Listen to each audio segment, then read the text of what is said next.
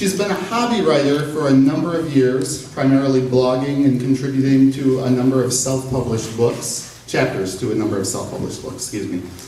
However, her recent experiences of being a caregiver and losing a number of individuals who were very close to her in a short span of time resulted in a deepening of her writing and a strong desire to contribute to the growing conversation in our culture regarding good death and what it means to survive the loss of loved ones.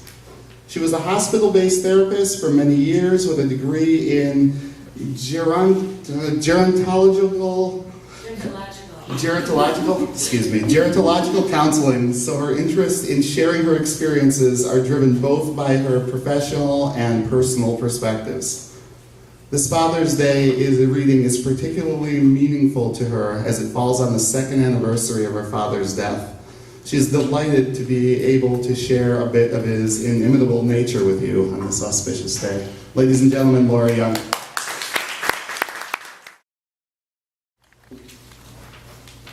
I'm in the process of writing what is a memoir of my caregiving experiences, as Nick said. And what I'm going to read for you tonight are 3 different excerpts. These are scenes from my time with my father as he was waning. This first one is called 2 Pockets. Hey, Dad, are you getting dressed every day? I emerged from his bedroom where I had been cleaning to face him on the couch. After I had stripped his bed, I proceeded to gather the clothes from my father's hamper, as was my routine, during my then twice-monthly visits. Even though 2 weeks had passed, I was surprised to find the hamper nearly empty, save for 2 pairs of sweatpants and a couple of shirts. Oh! I don't think I ever really thanked you for that robe you got me. My eyes narrowed as I prepared to launch into a maternal tirade as he elaborated, that thing is so warm, and it has got 2 pockets. It's just fantastic. I have a pocket for my remote, the other for Kleenex. Dad, are you telling me that you were just wearing your robe all the time now? Well, you don't think I'd be more comfortable in clothes, do you? Besides, who am I seeing? My father had this way of presenting me with an inarguable logic that was absolutely maddening. No, I don't think you'd be more comfortable in clothes. I conceded his point as I tried to come up with a reason that would convince him that getting dressed every day was still preferable. I knew there had to be one. Good. Ignoring my unspoken but, and satisfied that we were in agreement, he went on, you know, I look better than the Kings. You ever think about that? Flick a switch on my wall, I got light in this room anytime I wanted. With the turn of a dial, heat in my entire house. I have refrigeration for my food. With my remote control, I can turn on the television and see what's happening in China if I want to. The Kings never had it so good. You gotta remember, I grew up in a cold water flat back in the yards.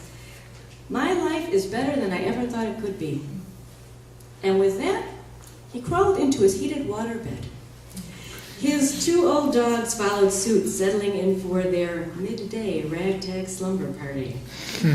I stood alongside, adjusting their blankets, taking in my father's logic and obvious gratitude for the quality of his life, trying to reconcile his words with my own assessment that things were falling apart for him.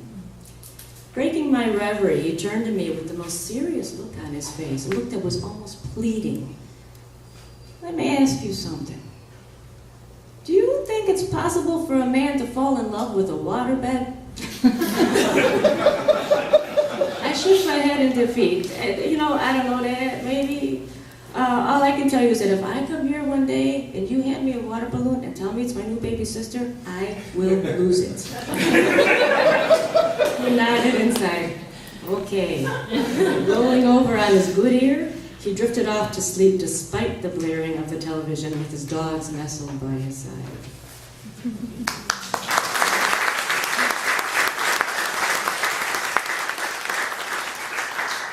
This is beef noodle, hold the mayo.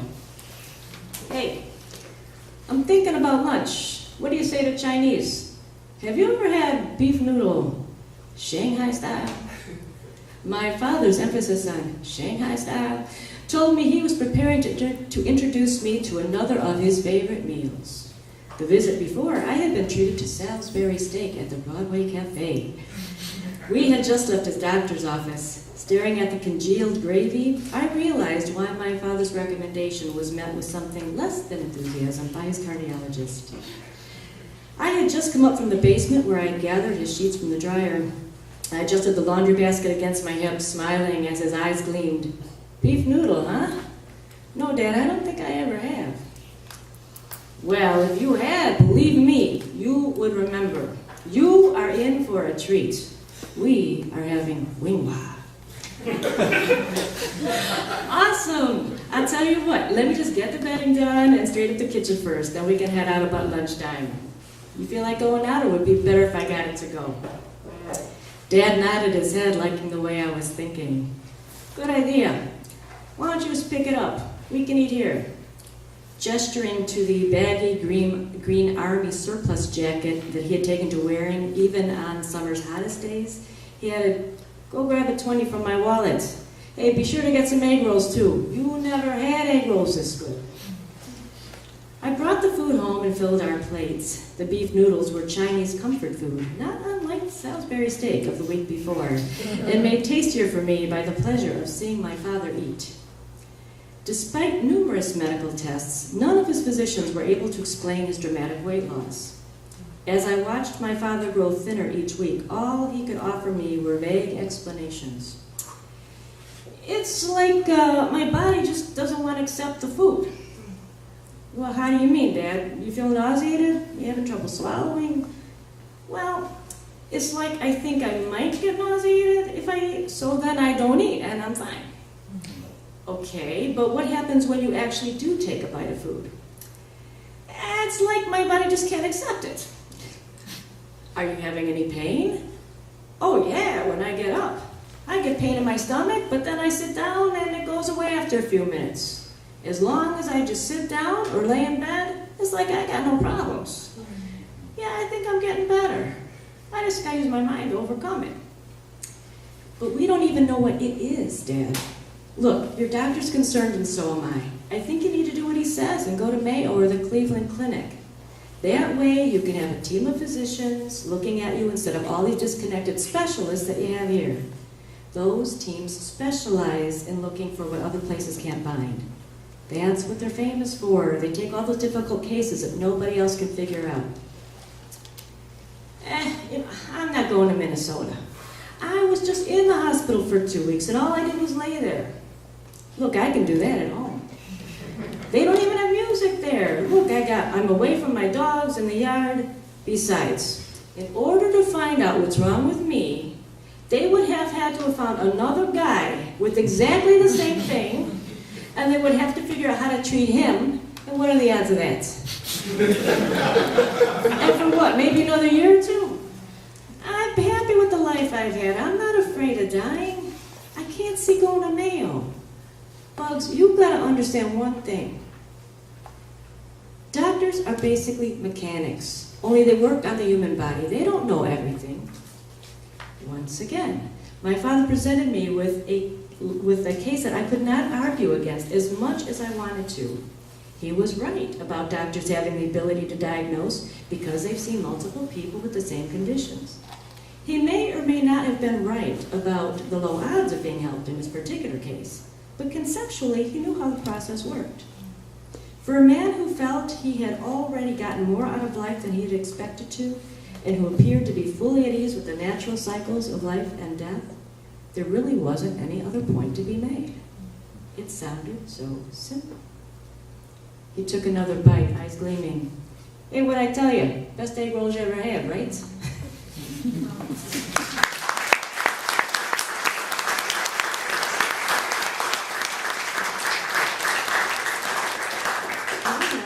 If you think I'm handing my father up, I've got witnesses. This is my last piece here. It's called Getting Better. My father stood on the rectangular platform, swimming in the now enormous robe with 2 pockets. as I slid the weight across the bar of the old-fashioned doctor's scale until the bubble on the level told me that we had reached the correct number. I knew he was well below his ideal 160, even with the bulky robe, but my eyes were not prepared for what I saw. It says 117. Dad, you are down to 117 pounds. My father pursed his lips, and he nodded his head, surprising me with what appeared to be a look of satisfaction. Dad, it's good. That's about where I want to be. It's what I weighed in high school. I could run like a demon then. I shook my head with eyes upturned toward heaven and blew a heavy exhalation through my lips. I was not going to let this slide. Okay, Dad, like that was about 60 years ago. Come on, seriously, this isn't good. You've lost too much weight. I don't think running like a demon is the goal here. I just want you to be able to walk through a grocery store. Okay, you're right. But your body can tell you things deep inside. I can feel I'm starting to get better. I simply stared at him, not knowing where to begin. He continued, Bugs, a body can feel when it's time to go. I'm not at that point. It's like my body's not in the mood. I'm listening, feeling my frustration rise as I try not to focus on his Howard Hughes-like finger and toenails. Trimming nails is the one task I can't bring myself to do for him. I'm not sure why. I make a mental note to add this request to the list for the next day's doctor's appointment and sigh, Dad, how can you say that? You're worse than ever. Look at the scale. You haven't showered in 3 weeks. When's the last time you even shaved?